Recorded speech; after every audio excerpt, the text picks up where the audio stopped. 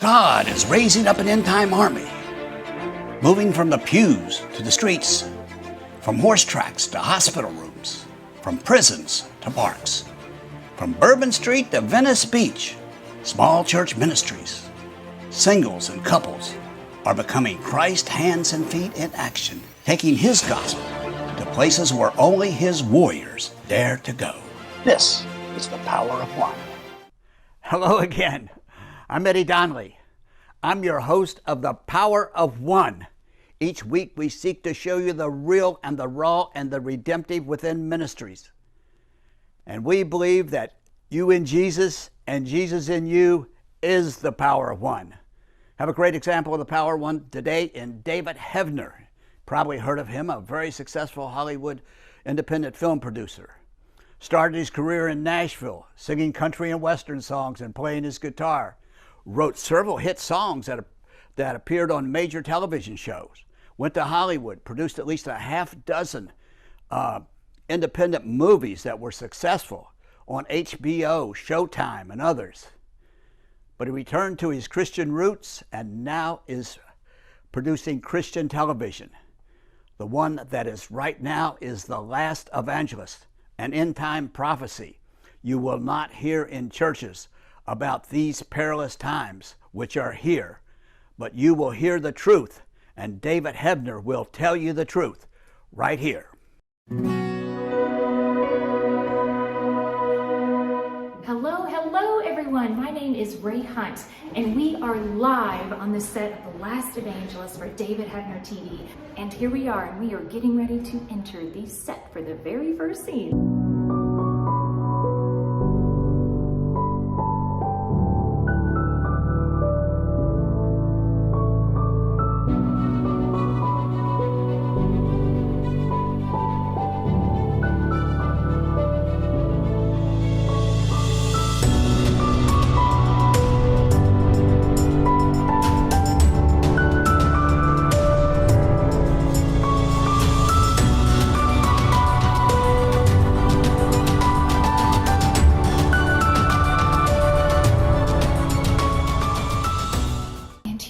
Taking a sneak peek on set. We've got the fog machine going and actors running lines. So exciting!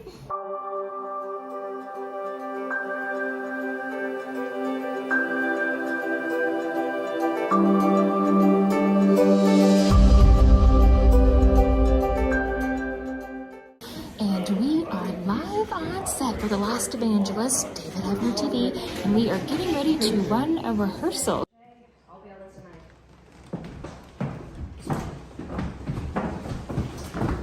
Very good. Let's try one more rehearsal. Jeff, you want in on this one?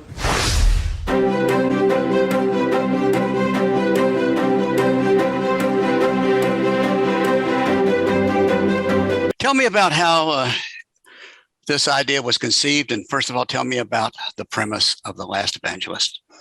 Yeah, The Last Evangelist is a TV series that I wrote about 4 years ago. I play a cop, and my job is to bust underground churches that won't comply with the government. The government shut them down because they have not registered. Well, I go in, I bust them, and have the Christians arrested until one night I hear God's voice. He speaks to me. It's too much for me to handle. I'm trying to figure out what's going on. I end up blind. Sounds familiar, doesn't it? Like another story in the Bible. And A couple of them. yeah, but through a series of events, with the Bible in one hand, the gun in the other, I set out to find the Antichrist. It deals with cashless society, mark of the beast, a one world government. This first episode, which is Legalize Jesus, deals with the vaccine, deals with the virus, deals with churches being shut down. And gee, Eddie, I wrote this 4 years ago before any of this even existed. So I'm going to tell you, God wrote it. I didn't write it. So we've got multiple episodes we're doing. We just finished the first episode. It'll be released the end of March, and I'm excited. Well, it is exciting, and you're certainly the right.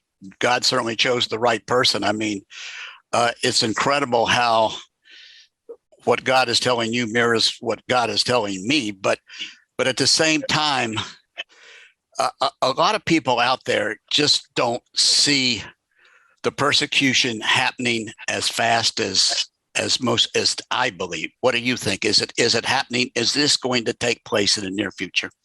What we're seeing? Yeah, absolutely. As a matter of fact, it is taking place now.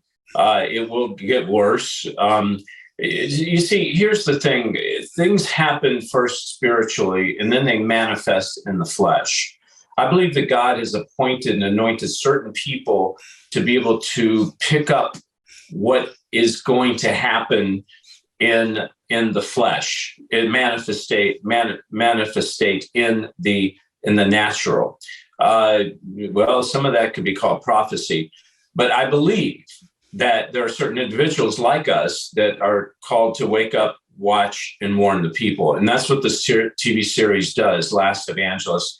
It causes people, well, I'm praying, it will cause people to wake up, to start watching, and to start warning others. And warning them of what? You see, things don't happen overnight. If you study history, especially with the Holocaust in the 30s leading up to the early 40s, you'll see a chain of event. It's like frog in hot water. It doesn't happen overnight. It's a slow process until you wake up one morning and you smell something cooking, and it happens to be you. So it's happening. There's no way to reverse what has gone on with these mandates, with losing the sovereignty. It will not ever go back. There may be one step back, but it'll always be 2 and 3 steps forward. So, Eddie, we're watching this. We're the generation that's actually going to witness, I believe, this great persecution that Jesus talked about in Matthew 24. I agree. I think that, like you, that it is happening already. And we are just seeing the birth pangs that Christ talked about in the Olivet Discourse. And this is just starting. But I also believe that, and I don't know if it's true of your protagonist. What is your protagonist's name, incidentally? John Rhodes. John Rhodes. Now does John Rhodes is in the middle of all this persecution, obviously. But does God empower him in any kind of special way?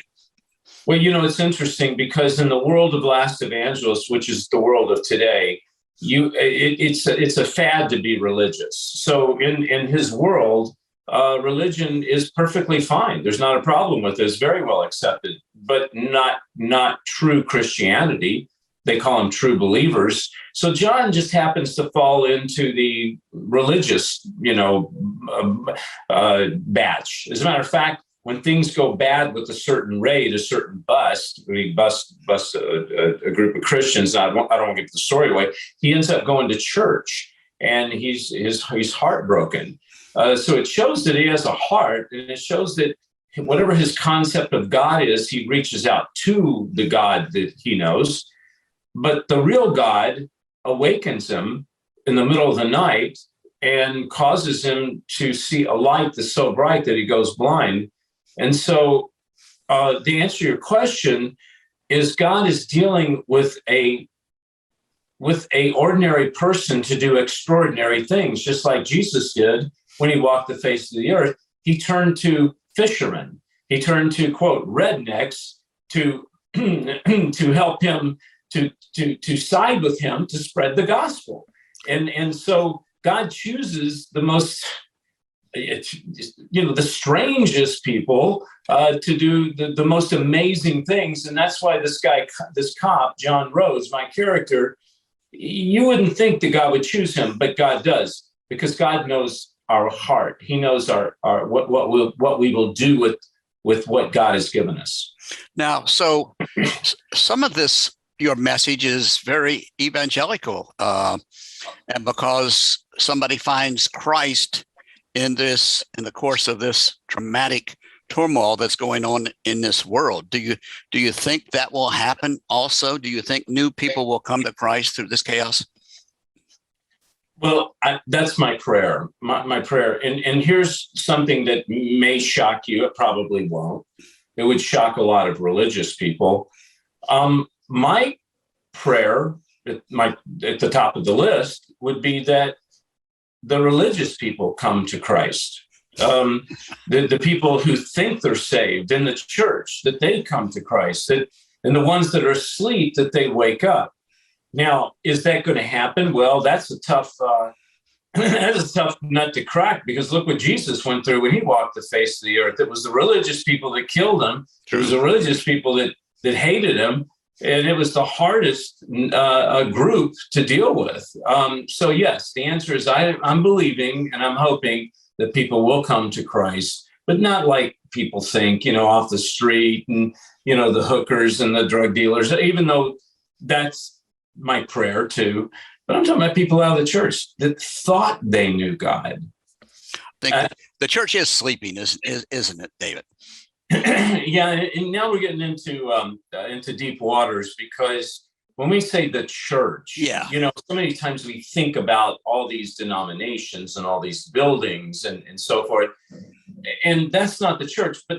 But there are some of the church, which is really the church is the person, that the church is inside each individual. There are some of those that will be called out. So there's going to be three groups, I believe, Eddie. Speaking of the church, the religious system, let's say, there's going to be the group that is going to hate this message. They're going to come against it, and they're going to try to destroy it, because they are actually working for the Antichrist. There's going to be the group that just is going to go, come see, come saw. They're going to wake up long enough to rub their eyes, yawn, and go back to sleep again. Okay. And then you've got the third group that's going to come out, and they're going to wake up and arise, like you just talked about. And they're not only are they going to rise up, they're going to reach out. This is where this great revival comes in, of disciples that make disciples. And so that's what I believe. That's my prayer. So you believe, like I do, that God is raising up a holy remnant that is going to be his end time army. Absolutely. Absolutely. And with Last Evangelist, we just finished the first episode. It's 30 minutes long. God spoke to me and he said, David, I want you to create a Bible study that goes along with it. And I did. So I put together a Bible study, and it goes along with the theme of the TV series, but it marries scripture and marries certain themes in the Bible. And then at the end of it, it asks people that watch the series, now, what are you going to do with your life? How do you apply your life to this? It gets real. So think of it as if you're watching CSI on television, and at the end of watching an episode of CSI, they start asking you questions about, how does your life pertain to this? How can you relate to this? Now, what can you do about this? So this is what I'm hoping every episode we do is going to have a Bible study with it. I'm praying that churches will take it in and use it as a Sunday morning study, or a Sunday night or Wednesday night, whatever. Home groups will use it. My biggest prayer, though, Eddie, is that we're going to take it into schools.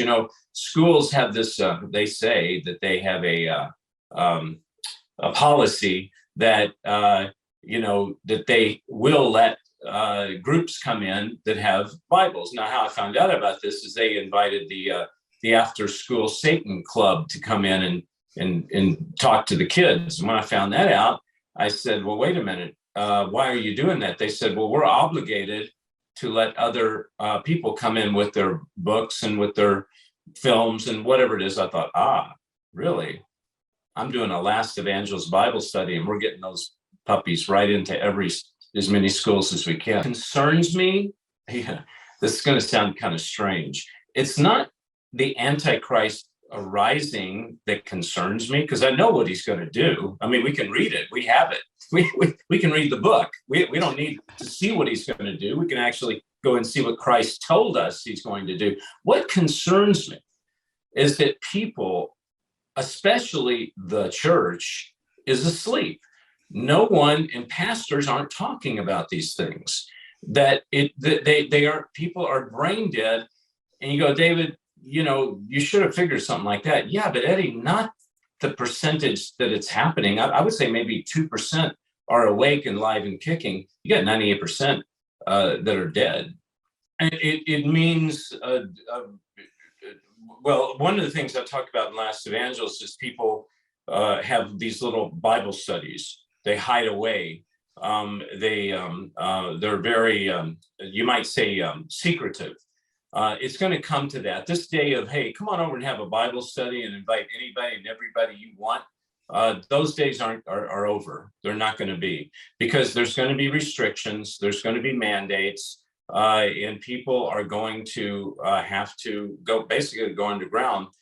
Who do you think right now are the biggest enemy of Christ's kingdom?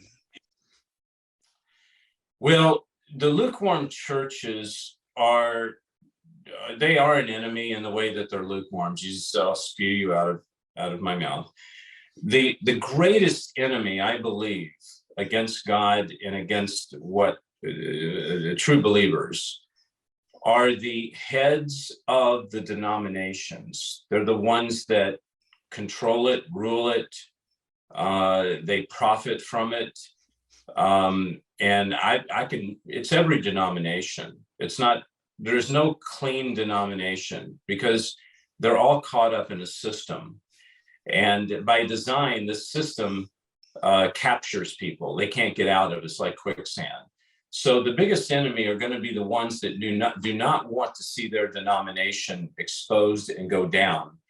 So they're going to side with the one world government. I mean, yeah, as a matter of fact, they're the one world religion. So our biggest enemy are the heads of the denominations. That's a very interesting take. The counterculture is out there, and you coming from a real Hollywood background, have you experienced the counterculture? I have run into things like people on my movie set that I've worked with for 20 years that I love and love me and love my work, and I trust them. I have had it where they've read the script and said, David, I don't know how to say this, but I just can't work with you on this script. I have had that 3 or 4 times. I have had an actress who has turned wicked for no reason at all and just went crazy. So I've had those things, but you see, they don't offend me because they don't bother me.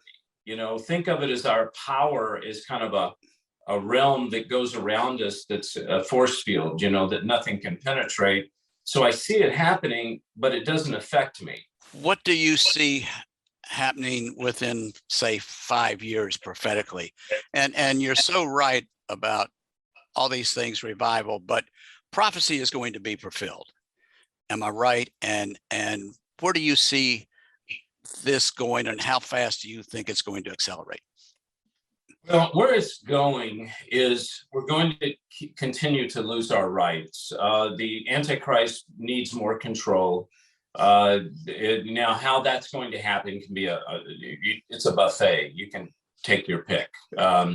It could be a political uprising, which means that you know, they'll have the right to come in and confiscate our freedom. It could be another you know, bug. It could be a war.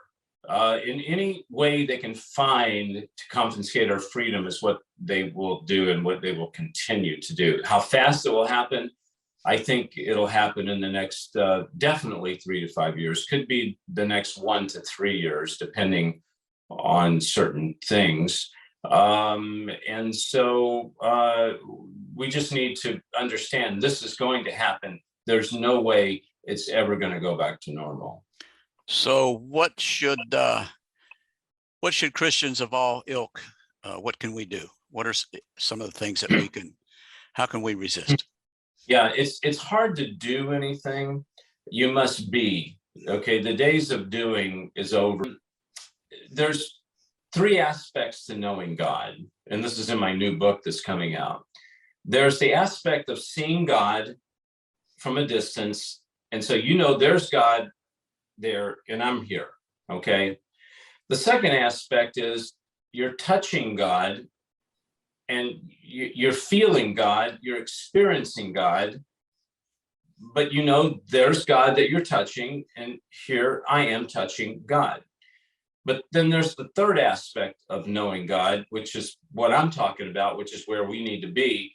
where you're so touching God and so into God and so in love with God and so engulfed in God that you can't tell the difference between you and God. When you walk into a room and demons are there, they shake because we have God in us. When we're told that we're going to be heavily persecuted and it happens to us, it doesn't affect us because we have God in us.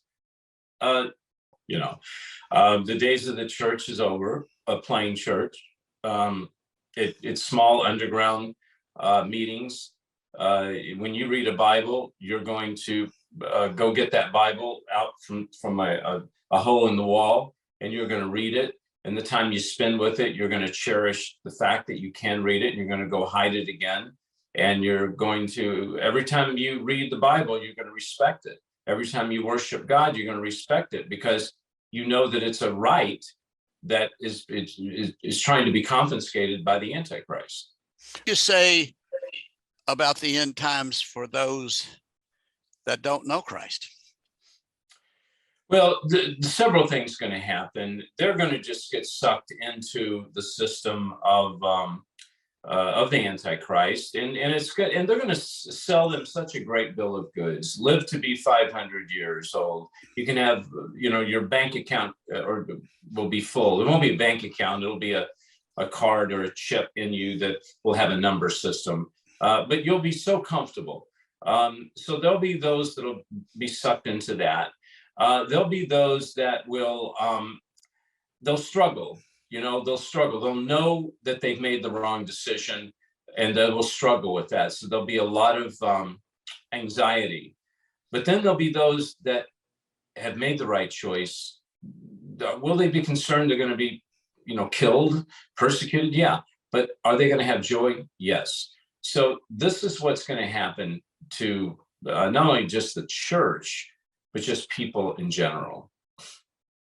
I believe that as the power of the Antichrist rises, so does the power of Christ's Holy Spirit. Mm-hmm. So I do see hope in this. What kind of hope do you see in this? I see a lot of hope. I see major hope. I see as much hope now as when I first read Revelation and Matthew 24 and Matthew 23. You see, when I read all this, a lot of people go, why do you read this? Such depressing, such dark. But I don't read that. I don't see that. I see it as hope. I see it as, one of the greatest scriptures, I'm going to paraphrase this in Revelation, that's so hopeful for me, that's so beautiful, is when Christ returns riding that horse and he opens his mouth and his sword comes out and slays the beast. He brings his angels with him. I mean, that to me, I get so excited with things like that, right? And you go, well, David, then why do you get excited about Matthew 24 and Matthew 23? Because those things must come to pass in order for Jesus to be riding that horse to come back, open his mouth and slay the beast. See, that's what makes me hopeful. David, is there anything else you want to say? I think it's been a great interview. Is there anything else in your heart? Yeah, thank you. Well, God told me when I made Last Evangelist, he said, David, don't go to the studios, go to my people, because I was going to go to some of the studios. I made movies for different networks and so forth, and I thought they would fund this. But God said, no, I want you to go to my people. And I said, what does that mean, Lord? And I knew what he meant, but I didn't want to hear those words. He said, you go to my people. I said, do you mean I'm going to go ask for donations? And God said, you just go do what I tell you to do. So we have raised some money to make this. We're still raising money to make episode 2 and market episode 1. So if anyone's interested, if I could lead you to lastevangelist.com, you can sign the newsletter. We'll let you know when it's coming out, or you can donate for as little as $25. You can get a special thank you. You can be an actor. You can be an associate producer. All this money goes just to make Last Evangelist. And of course, within that keeps our offices going, our production offices. That's part of making it too. And it goes to market Last Evangelist. So that would be helpful if we could ask people to go there. And also Heavener.tv. God told me, he said, don't release it through Netflix. Don't release it. Keep it pure, keep it clean, keep it righteous. So we formed a network, TV. Go there and please sign up and become a member. If you do now, you can get 2 months off. And that's where we're going to show Last Evangelist.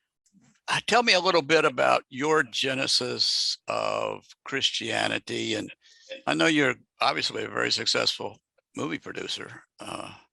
So how did it evolve into Christianity, or how did you become a Christian? Yeah, I was a Christian at 7. I really believe I accepted the Lord. I stayed with the Lord till I was about 21. And then I remember that day I had to make a decision. Am I going to go down the yellow brick road, or am I going to go down the road that leads to God?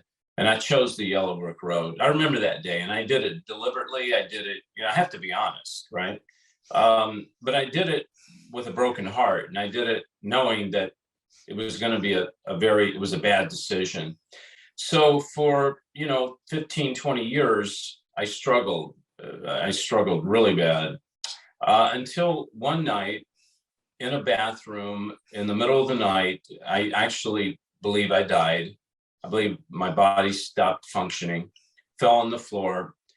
And you see, Eddie, most of my life, adult life, I had the filmmaking David in Hollywood, and then Sunday morning I would have the Sunday morning David, the God David. There were two David Heaveners. But when I fell and I crashed and I burned, when I came up, they merged together. I became one. It's called spiritual integrity. That wherever I went, if I went into Hollywood, I took God with me. If I went into church, I took Hollywood with me. I was truthful. I was honest. And that's where we have to be as Christians, have integrity. Most Christians have no integrity. They want to compromise, and they want to try to make people happy. You're not going to make people happy. As a matter of fact, you will make a lot of people mad, and I did. Ever since that happened, I've made a lot of people mad. I've lost a lot of friends, but they weren't really friends. And it doesn't bother me. I'd rather offend man and defend God. And that's what I'm doing. And I'm very happy where I am right now. There you go. You have heard the truth. And now I pray that God will touch your hearts to react to it. Be prepared, but know that in the end we win. David Heavener is one who is dedicated to telling the truth. And the truth is being told in The Last Evangelist. I invite you to join me in supporting that ministry. It's a very important ministry. And he believes, as I do, we are returning to the days of the apostles, when there was overt persecution. But at the same time, there was also incredible signs, wonders, and miracles. The perilous times has a happy ending, and we are in those perilous times.